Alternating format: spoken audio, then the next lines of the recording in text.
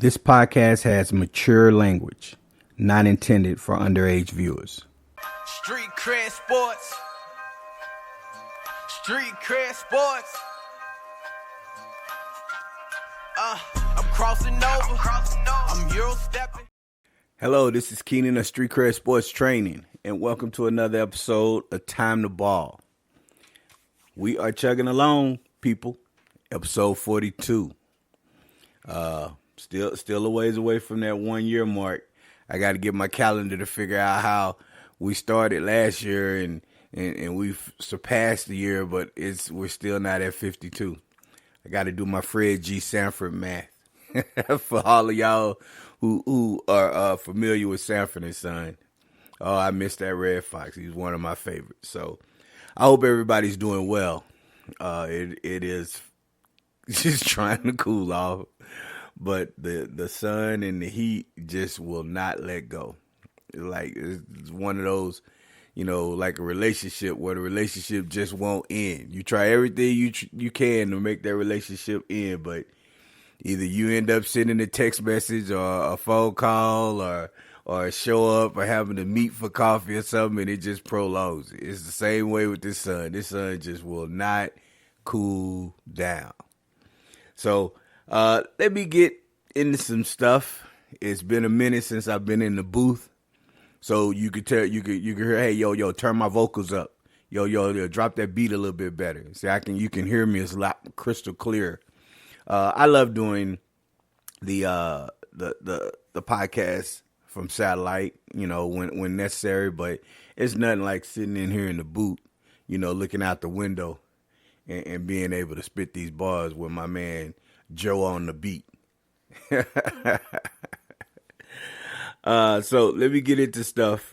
First thing I want to mention, the Dallas Cowboys won on Monday night game against San Diego Chargers. They went up there. Not San Diego, I'm sorry.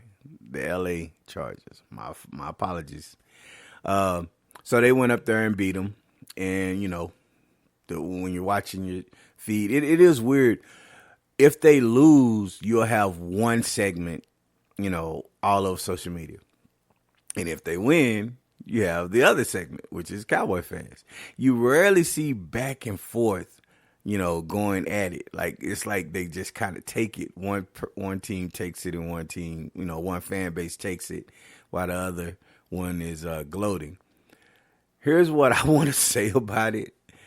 Man, I really could care less what Dallas does as far as, when I say care less, I mean they could win every game from here on out. But to me, until they right that wrong against the 49ers, nothing matters to me. You go up there and you lose 42-10, man, you could beat every team 72-0 and set just, unnatural. Is that even a word? Unnatural? It's my word. I don't even know if it's a word. I had to look it up. Unnatural. I just put a bull on it. But when you have all these kinds of records and stuff, unnatural records, when you have those things happening, people are going to be like, oh my God, this is the best team of all time. I don't care. Y'all got to beat them. You got to beat them. That loss will hunt. As a competitor, it should hunt you until you play them again. You got to do everything right. Get position. If they're the number one seed and you got to lose the last 3 games just to make sure that you get them in the wild card after you beat, you beat your first opponent and you go into there, that's what I'm doing. Nah, we ain't winning these games. We're going to lose so we can be, because, that's, man, I know I got people who are Cowboy fans, and I know, man, why are you talking about? I'm like, look, it's not that I'm talking about them. I'm just saying, well, I guess I am talking about them. But what I'm saying is, you have to right that wrong. You have to. There's no other way around it. Give you an analogy. When the Lakers back in the 80s, they lost the first game to in the finals to the Boston Celtics. I want to say it was the first game or second game. They called it the Boston Massacre. And they got blown off the damn floor. and they could have just, curled up. Now, great thing was, in basketball, it's a series, so you're going to play multiple games. Well, they got the chance, and they came back and not only won, but they won the series. That's what I'm saying. You got to right that wrong. To me, even if you don't win the Super Bowl, let's say you play them hypothetically, you play them in the first round, you win, then you lose the next game. For me, I'm okay with that, but you can't let that ride, right? That's just me. So, we'll see how the rest of the year plays, but I don't know. But that's why they play. That's why you play the games. We won't sit up here and talk about it. Let's just play. All right, so let me get on. Okay, shout out to my cousin Derek, who gave me a phone call, and he asked me a question, and it's kind of stuck with me. So I was like, you know what? I'm gonna bring this up on the podcast. So the question was, if Giannis Antetokounmpo, see, I can say that, but I can't say unnatural. If Giannis were to retire right now, today, is Giannis a first ballot Hall of Famer? And it was so interesting because immediately I was like, oh, yeah. But then I started thinking, I was like, okay, wait a minute. A first ballot Hall of Fame is a little bit different than Hall of Famer, right? And it's like, he's got the MVPs, he's won a ship, and he's got an NBA Finals MVP. Should that be enough to be a first ballot Hall of Famer right now? I don't know. And that's what I was saying. It's like, you know what? I don't know. It's like he's Hall of Fame right now. I mean, he's going to make the Hall of Fame if he was retired or be injured or anything. I hope not. Let me knock on wood. You know what? I really don't know what the knocking on wood means, but I've done it all my life. I have to look into that. What does that mean? Like you're not jinxing them, so you knock on wood. What if it's not wood that you actually knock it on? What if it's linoleum or something? Some kind of cheap imitation of wood. But a plyboard. Well, plyboard is wood. But all right, let me get back on. Okay, so if, we don't want him to get hurt, but if he was to stop playing right now, is that enough to be a Hall of Famer? First ballot. I think he's a Hall of Famer right now. But a first ballot, the way it works, the way, people talk about it, it's a little bit different. You got to have multiple things. So I would say no, because I would say he'd have to have maybe one more championship to have been a Hall of Fame, a first ballot. Okay. It's subjective. Would I put him in? Yeah, probably. But I don't know if he's a first ballot Hall of Fame. I don't know if I would put him in as a first ballot Hall of Fame. And I've went back and forth with this for like 2 or 3 days. And I was like, you know what? Let me bring it to the people.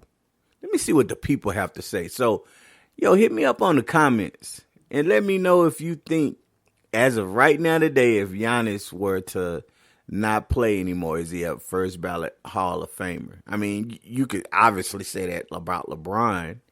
You could probably say that about Steph Curry. I mean, right now, he's played enough. I always think, early in the careers, it's difficult because early in the careers, you don't know. Like, think about it. Grant Hill had such a promising career, man. Grant Hill was on that way.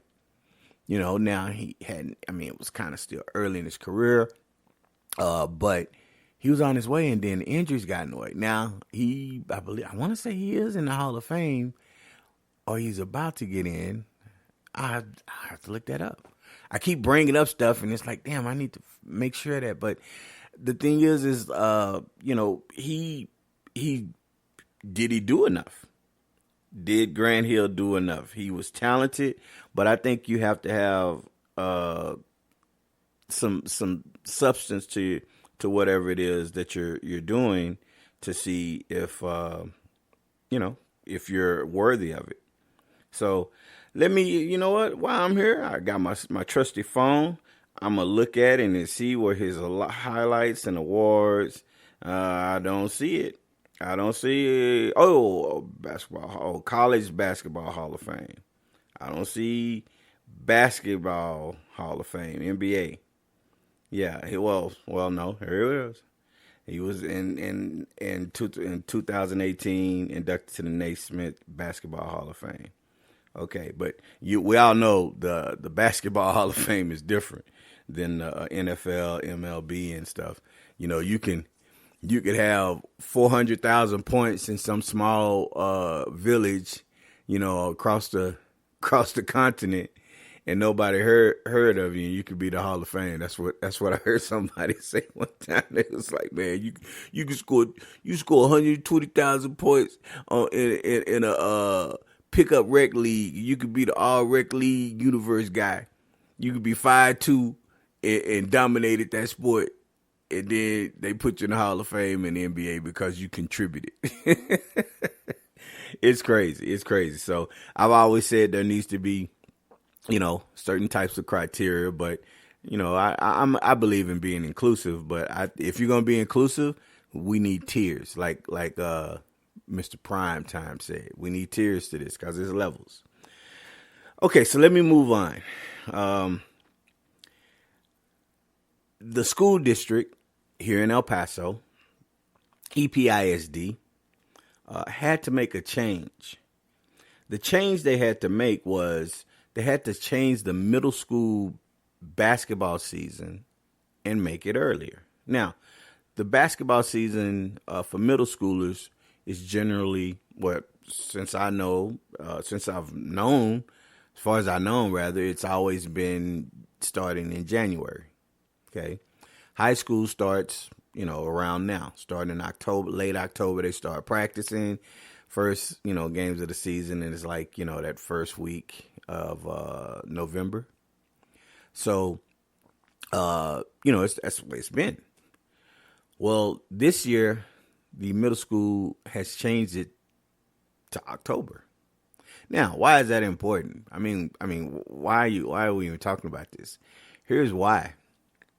Because the school district decided to send parents and coaches an alert or a message saying that the tryouts for middle school basketball was going to start in next week. So, you got intermission. So in intermission, if y'all don't know, if you listen to me from somewhere else, you got the year-round schedule. So, like, you get all these crazy 2 weeks off.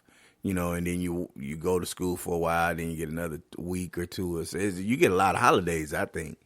It don't seem like it, but it feels like a lot of holidays. So they get 2 weeks off. So during the 2 weeks, there's no school. And I had clients and, during the day. And I had 2 or 3 parents saying, yeah, he's got to start his tryouts next week. And I was like, huh? Like, no, I don't start in January. And I had 2 different parents tell me that. Lo and behold, I made a few phone calls and yep, they're starting in October. I got a problem with it because if there are things that you're looking at doing, why not put it out there earlier? And here's why. You got parents and kids and okay, the way it kind of works, the way I look at it, leagues, tournaments, all of these events that are youth sports driven, you kind of plan your calendar around certain things. Now, you can't please everybody. A lot of stuff, like there are showcases, there are tournaments. There's a guy who's going to come and do a showcase around December like he did last year for middle schoolers. You got parents who will travel for a chance to get their child in a high-level event or a tournament. And they're basing it on, the fact that, hey, we can do all of this stuff up until November, December, and then we're getting ready for season. Now you got a situation where they're going to start practicing and they're going to have games. And then you have parents who play their kids on regular city leagues and they've already paid for those kids to, play up until November, December. Right? I got parents who pay for, for training. We're trying to get them ready for then.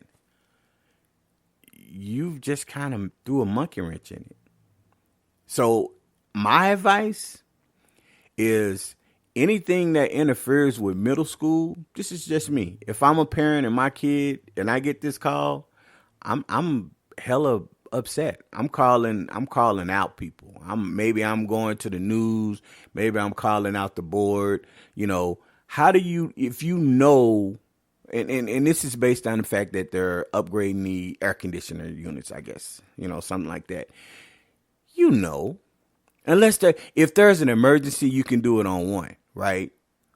I don't know all the things. I'm speculating, obviously, but I don't see a situation where you would not know something like that and you not allow yourself to give people time.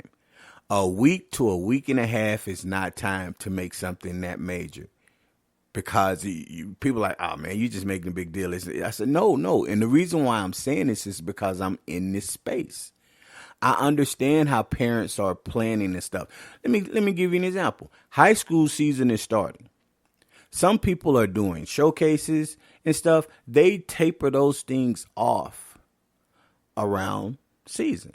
So if you're going to have an event, you try to have it at the beginning, maybe the middle of October, because, in the state of Texas, around that, middle of October, that's when things are going to happen. Now, there are still some organizations that will have showcases or tournaments and stuff. That's on them because you got to know the lay of the land. So if I'm a parent and I've paid for to put my kid in an event at the beginning of October, and then the district turns around and coach says, hey, well, season's going to start in the middle of September. You need to be here. I'm like, yeah, okay, all right. We'll be there. But when this event or something comes up, I don't care what you're doing. I'm out because I've paid money to be a part of that. And there is no refunds. So that's on y'all. That's kind of how I view it. It's you can't blame parents and kids for a decision that you make, for whatever reason. I just feel like if you're going to make that decision, that should have been something you're saying back in June, before the end of the season, before the end of the school year or something, or maybe the first week of August. Hey, you know what? It's coming to our attention. We're going to have to do something. We're going to have to move the schedule. Now, did they do that? Maybe. But I tell you what, I had a few high school coaches who said they just heard about it. They just heard about it. They weren't notified. And you know why it makes it worse? Because some of these high school coaches on these staffs are coaching middle school and high school. So how are you going to do that? Now you got them you got some schools sharing one gym. Most high schools have two gyms. You got one gym, right? So you got one gym, and that one gym is being used for freshmen, JV, and varsity, boys and girls. Yeah, that's crazy. So, EPISD administration, man, y'all need to do better. Y'all need to do better. All right, because that's not cool at all. You put a lot of people out. You scrambling, and you know what? Maybe it's not something that they did, intentionally. Hey, maybe you move the season back.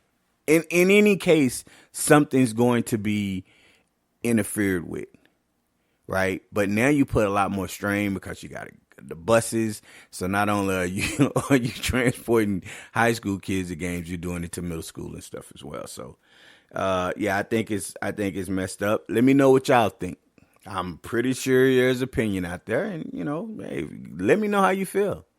I'm not a part of EPISD. I mean, I deal with stuff. I deal with them and stuff, but I try to hold I would never do that's the equivalent of me having a client that comes on Friday and then calling them Monday at 4 saying, I had to switch your training. Your training's at 6 p.m. today. So I need you to be there. They're going to look at me and be like, yeah, okay, all right. I'm not paying for it, and you lost your mind. I'd be crazy. Maybe I should do that as an April Fool's joke. Call my client and say, yeah, you know what? You're going to have to come right now if you want to. And I got all your money. You're not getting a refund. Nah, I'm not doing that. But we'll see. We'll see where the outrage goes and how it works. I know how it works when you want to get people in hot water. We'll see if that happens. Okay. Next is a story that popped up. I consume a lot, and it's not because I do the podcast. I just try to. It's with so much going on in the world. I try to stay, somewhat informed of what's going on. And there was this story about Adrian Wojciechowski and Sham Sharadi.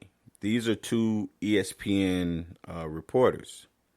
And Woj is better known at, he goes by, his nickname is Wojciechowski. Wojciechowski. I'm sorry, I got to get his name right. And Woj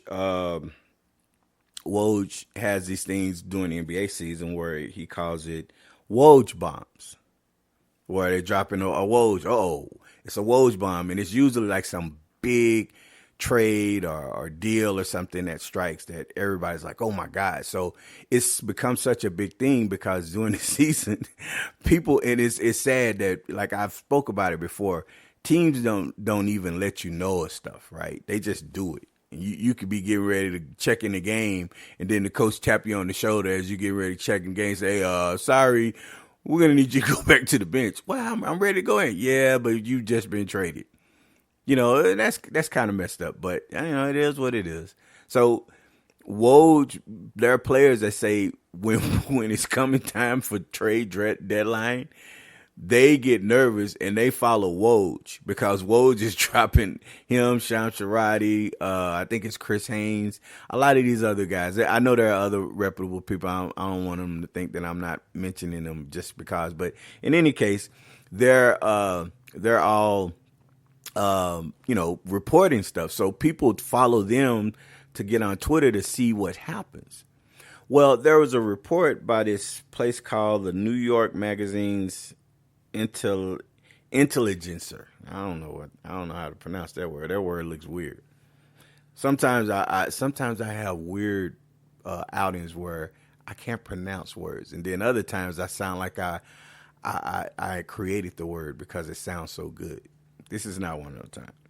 But it was basically saying that, an anonymous NBA executive said that there was information from insider reporters that they kind of give them that help GMs, they could save money. It also said something to the effect that they can put out, they put out negative information on a player based on certain things that they get.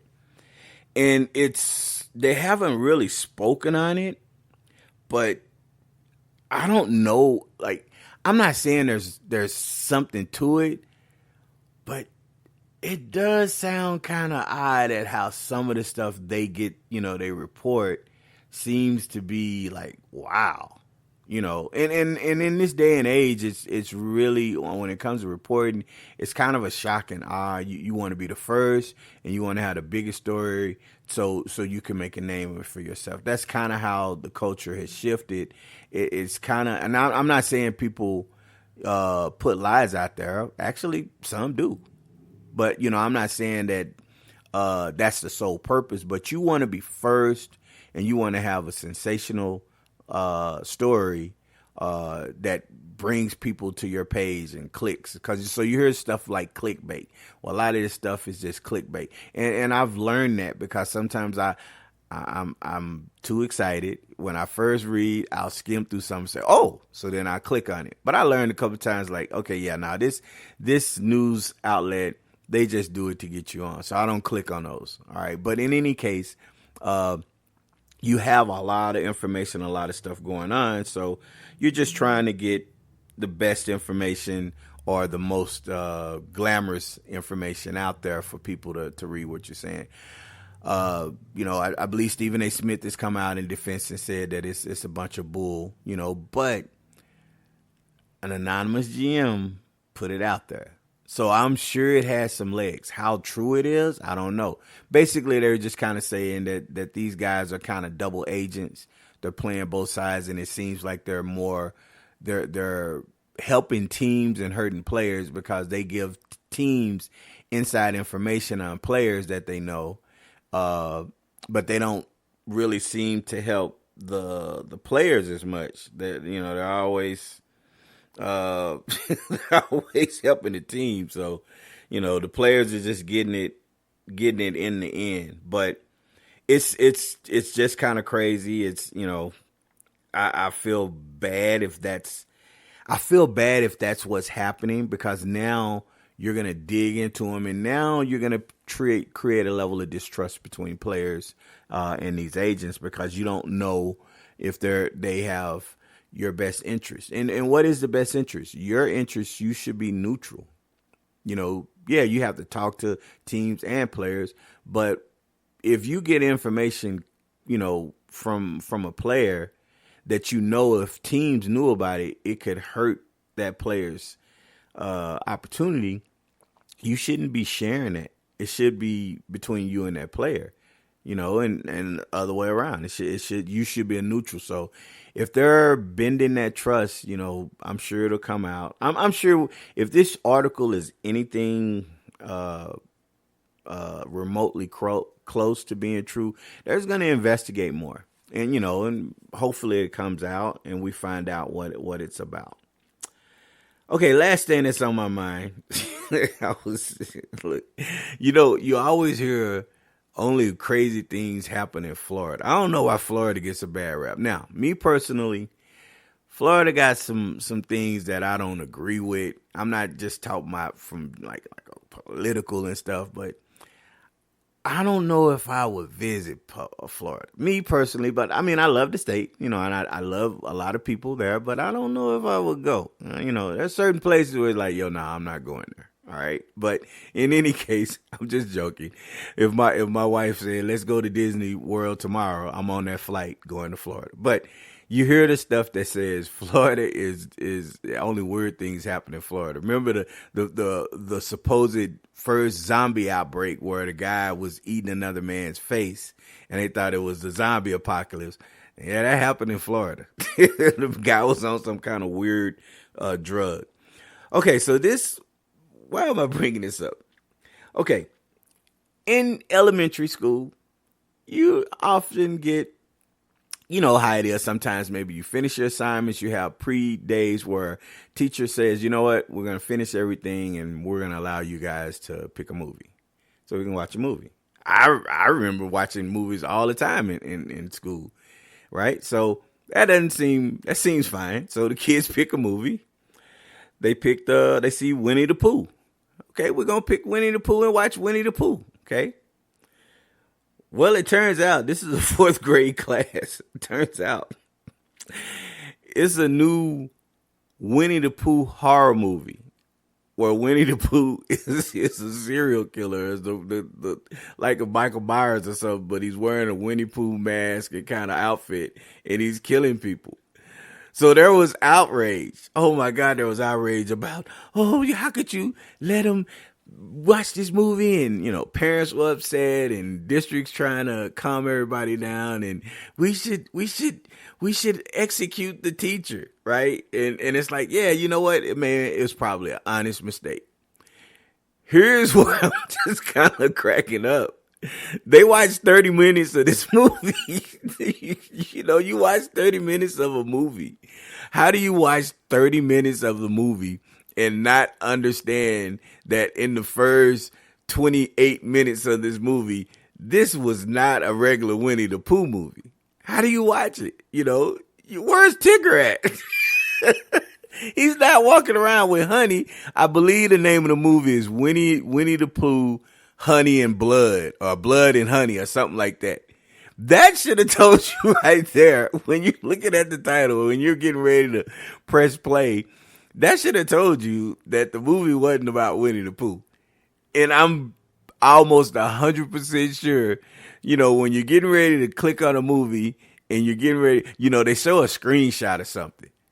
They're not showing a screenshot of something that looks like child movie. It's probably, I want to say it was a picture of him standing there in a dark room with a mask. That right there should have told you, yeah, we probably shouldn't put on this movie, right? So the kids and the parents were upset. The teacher has to ask questions. I only want to know. I actually want to try to find the movie myself. I want to try to find it, to look at it for 30 minutes to say, How in the hell do you not know that this movie is a scary movie after 15 minutes? You know, some of the like I always tell people, the greatest movie ever made to me was the movie where, and it's always been a long-standing joke, so don't take it serious. You know, when black people are in these horror movies, you know, black people usually don't survive, right? So when black people die, usually you're like, oh man, I knew he wasn't going to make it, right?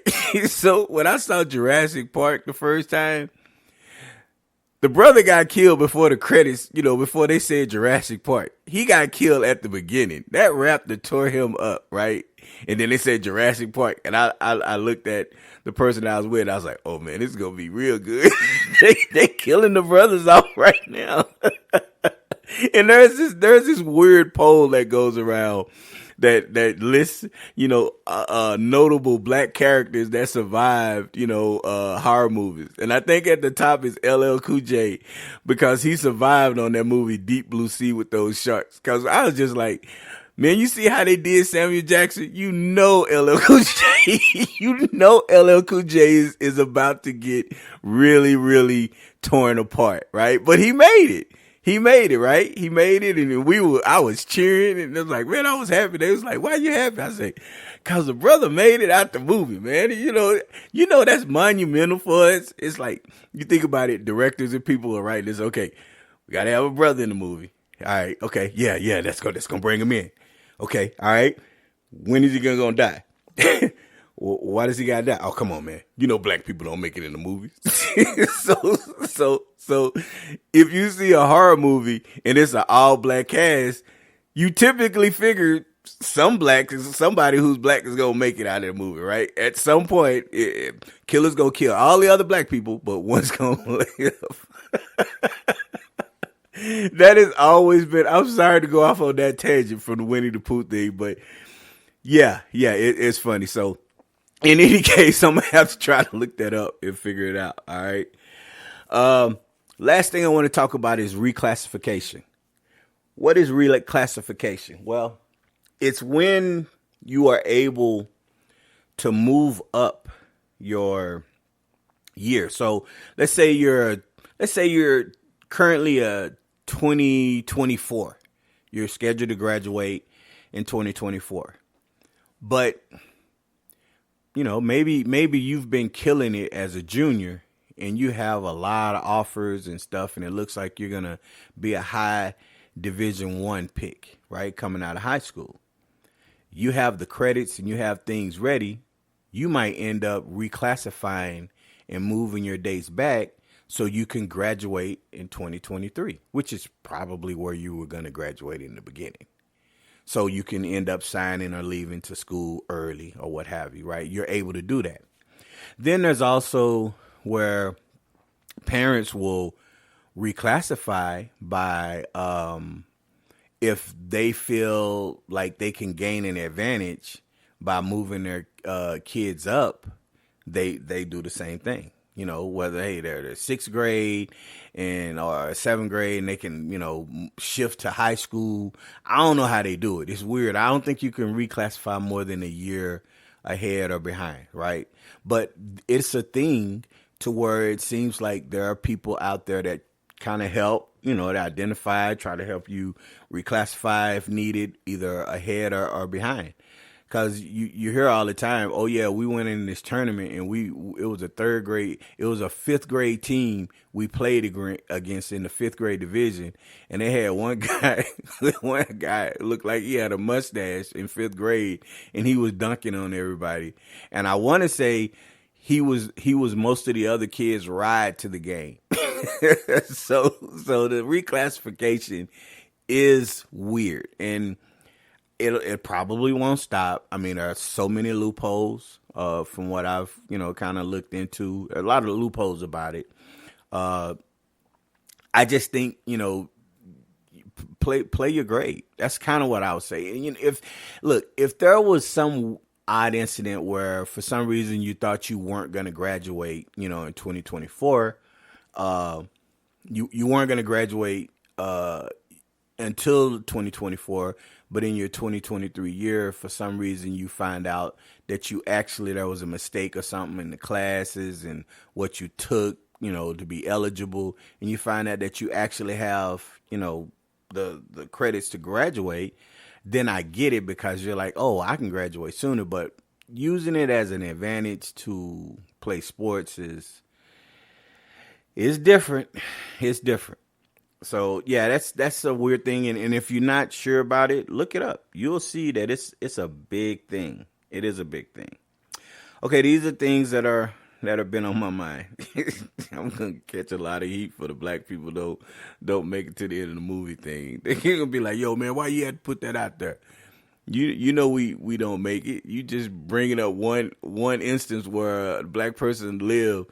What about the other thousands of movies where we didn't make it? I just turn around and say, hey man, that's progress. We used to be 0 in 150,000. Now we're 1 in 150,000. We're making progress. Okay, so let me go to basketball ideology. All right, so two things I want to talk about. First thing is something that, I often tell kids that I train. The thing that I won't do, I can't do. We can't force kids to work on the things they need to get better. The thing that we love to do is to highlight things that, they need to work on. And we construct drills, different scenarios. And we show them kids throughout that hour, like, oh my God, I didn't know I could do all of this, with my left hand. I didn't know I could do all of this, with my shooting or whatever it is. They see it. I can't force them to go home and work on it. That's just, I'm not going to be calling them, and showing up at their house every day or so. Hey, you work on this? It would be nice if I could do that, but I don't have the time to do that. And I'm sure they would be, they get tired of seeing me coming to the house, because if I come over there to check on you, I'm like, hey, what's for dinner? Won't you play me for your food, man? If you can beat me, then you can eat. If you can't, then you got to keep working. But no, it's something that, you would think wouldn't be an issue, but it is. It is an issue, and it's always been an issue. And what I usually tell kids is, look, if you don't work, you're not going to get better. You have to work on the things to get better, because those things, whether you realize it or not, are going to come up as you continue to play. Maybe not in the 3rd or 4th grade, but when you start playing highly competitive ball, you start playing against kids who have, IQ, coaches who have IQ. And I'm not saying lower level coaches don't have an IQ. That's not what I'm saying. But you start to, the kids can start to understand concepts defensively of how to do things. Hey, push him left. Hey, we're going to trap him here because he gets nervous and he throws the ball away. So little stuff like that. Be more aggressive with him if he's trying to come over off the pick. He doesn't like contact, right? Whatever little tactics are being used, you got to go through that. So running away from it is not going to help you, because you're going to end up in a situation where you have to work on things that you should have been getting better on. And then when you don't, now guess what happens? Coaches and player teammates, they don't have confidence. And then you don't play as much. But what I do know is I can't make you do it. I can't, and I won't. I don't ever tell you, boy, you or girl, you better work on this. No, I basically just say, okay, if you're not getting better and you're not trying, and I'm parents see that we've worked on this and you're not getting better, now you guys have to make a choice, because I'm not gonna force you to do it. I'll never. I'll make mental notes. Maybe I address it once or twice, but then I tell you, I'm not going over this again. We've went over this, and what you're doing is you're hurting your development. You're actually costing money, because I'm having to go back and readdress something that was addressed, and I can't move on to newer things. So I'm not going to come in here and, what do you want to work on? Oh, shooting. Man, we worked on shooting for 6 months. If you don't know how to shoot in 6 months, that's not going to be your thing. we might need to look at other stuff. Let's be rebounding and playing good defense or something. We're not going to be a shooter. If you can't work on shooting for 6 months and not know how to shoot. I'm not saying you're a great shooter in 6 months, but you should be better, with it. So that's something that, I have to express to kids and parents that I can't force a kid to work on the things they need to get better. That's got to come from them. Okay, so I was having a conversation with a kid who, and I'll probably speak on that someday. He was, I was doing Vertimax with him. At the end, we were talking about stuff. He was talking about, different things he was looking at doing. And I don't know why, but I just asked him, what's your go-to move? And he kind of gave me a look like, go-to move. And I'm like, yeah, what's your go-to move? So I had to kind of break it down like, okay, you get the ball. They've scouted your offense. They've disrupted the play that you're going to run. You got the ball in your hands, 12, 13 seconds left. What's your go-to move? If you're manned up, if the dude is on you man to man and you down and you need a bucket, whether it's to tie or to win, whether you're down 1 or 2 and you want to hit a bucket, whatever it is, what's your go-to move? And he gave me some, I would do this. But I could tell as he was talking, it was like the wheels were turning, like he had not really thought about a go-to move. And it made me think, like, you know what? I need to start a series with my kids, the ones that could do it. I can't do a go-to move with a first grader who could barely dribble the ball. I've decided, okay, you know what? I'm going to really emphasize and ask these kids, do you have a go-to move that are ready for it? Because a go-to move, for those of you who ask them, what's a go-to move? You go to move? No. It's a go-to move is basically end of the game. You got the ball. You have a person that's guarding you. You have what is considered an unstoppable move in the sense that you're going to get the shot off. Okay, you're going to get the shot that you want, no matter how good the defender is. And a lot of people have it.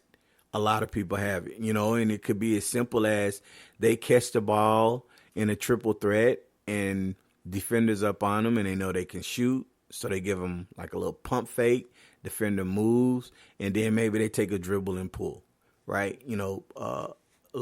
Kobe, MJ, I say Durant, they all had the 1 or 2 dribble pull-up moves. Paul Pierce, 1 or 2 dribble pull-up moves going right and left. Some guys have, Harden really has the step-back move, okay? Oh, so what was your go-to move, okay? My go-to move was just simply depending on the defender. If I knew the defender was crowding me, I was going to make, maybe a hesitation cross and look like I was going to shoot to get the defender off. And then I'm blowing by him left or right, depending on, where the defense is. I had to make it a point to make sure, for me, in order for me to be successful at a go-to move throughout the game, I had to be able to get by you, right? If I got by you, which wasn't that much of a trouble, wasn't much trouble for me back when I was really playing. As far as my later years, it wasn't.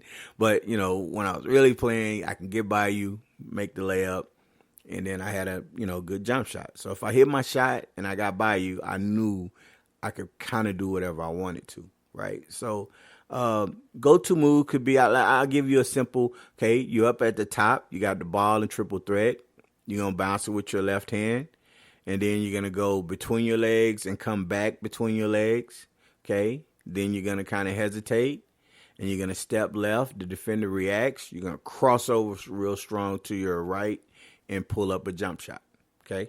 That's a go-to move, and a lot of people use that. I always tried to do things that were a little bit more unorthodox or different because that top of the key, what I just kind of described is almost to a T what most people try to do. So you want to have some, ingenuity. Ingenuity, that's a word too, right? I'm tripping today. I'm like, I don't know, what's a word and what's not a word?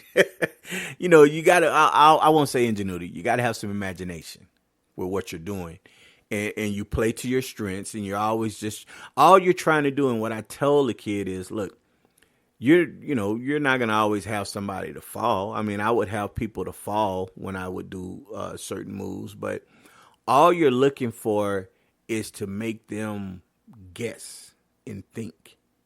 Because even some of the greatest go-to moves, the shot was still contested. All you're looking for is daylight.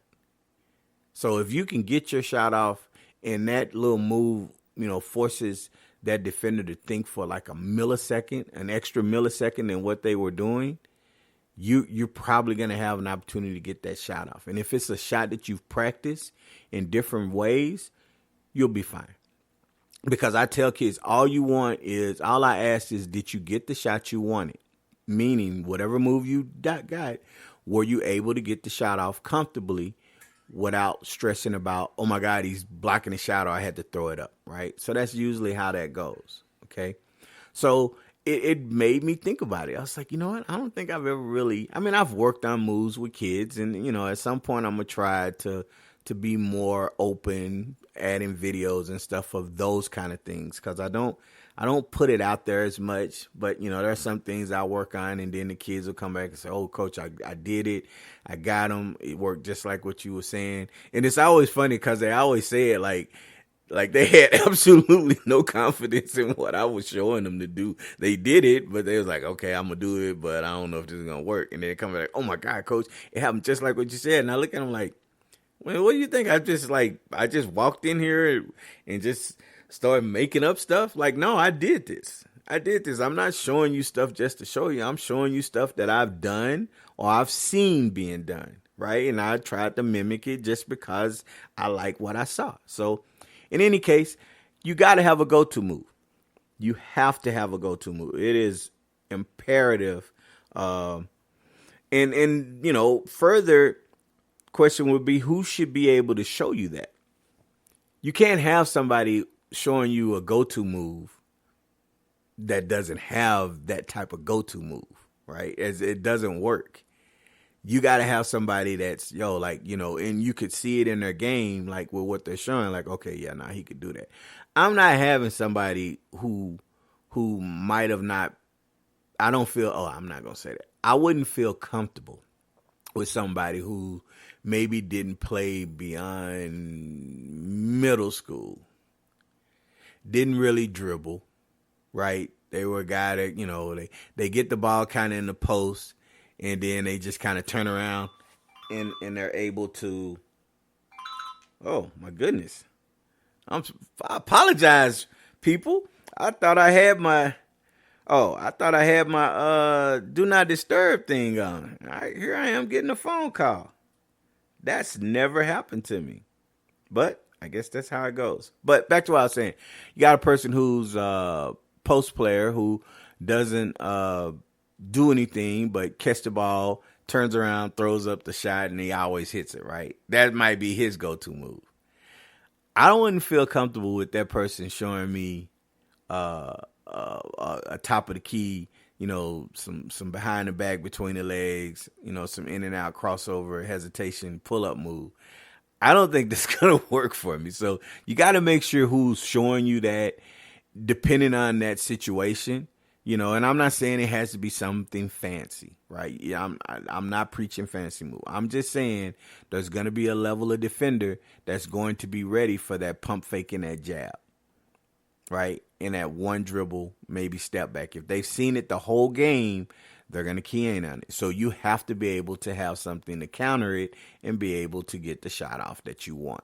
That's all I'm saying, okay? So last but not least, I'm only bringing this up because I saw it, and it was the funniest thing I've seen in a while. All right. And I guess when you're prisoner mode, you say, oh my God, that's the funniest thing ever.